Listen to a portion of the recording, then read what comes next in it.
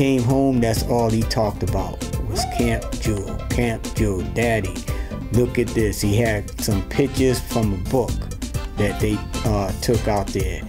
And he was taking the pictures out, cutting them out the book, and putting them, taping them on his wall. And to this day, he always says, Dad, make sure I go back to Camp Jewel.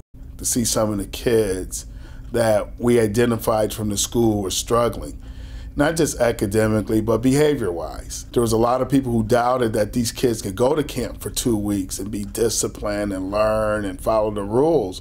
And ironically, the feedback we got from the camp was that they were the best campers. It just fit what our philosophy is at the Family Resource Center. You give kids an opportunity and a family's opportunity to be successful outside their community, and they'll work hard.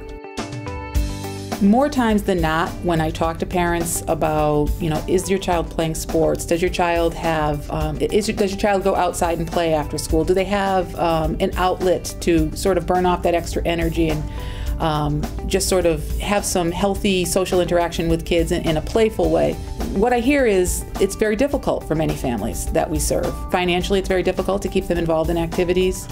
Certainly camp is not an option for so many of our families because of the expense. Even the free things that many of us experienced as kids, just being able to go outside and play in the backyard, don't exist for many of our students.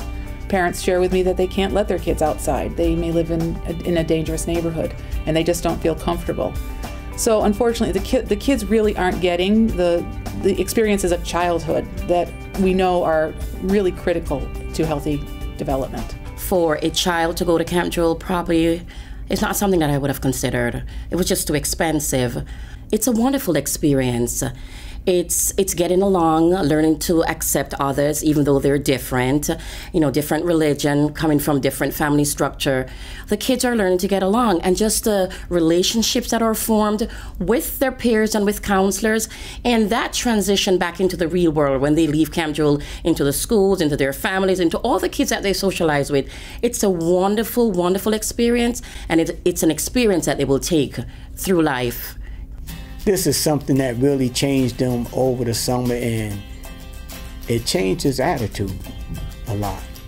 Because the friends he met, it was a good influence for him because he came back positive. And his attitude, things he was learning at the camp, and it helped me out because I'm a single parent. And I didn't know how I was gonna contain him for the whole summer. We do need assistance with this. It's a very expensive venture, but it's a life-changing venture. It goes beyond just the kids. It also trickles down into the community. It trickles down to having these kids believe that they can invest in themselves in order to get out of poverty.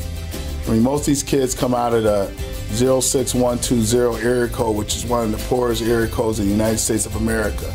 And for them to get an opportunity to look around, be in a place where they could say, hey, there's something that exists other than violence, substance abuse, domestic violence, poor education, I think that investment is well worth it. People who work at CREC have been committed to this effort because they understand the genuine goodness that's a part of this effort. I think that any organization that finds itself involved in serving the best interests of children and family is an organization that's better today than it was yesterday.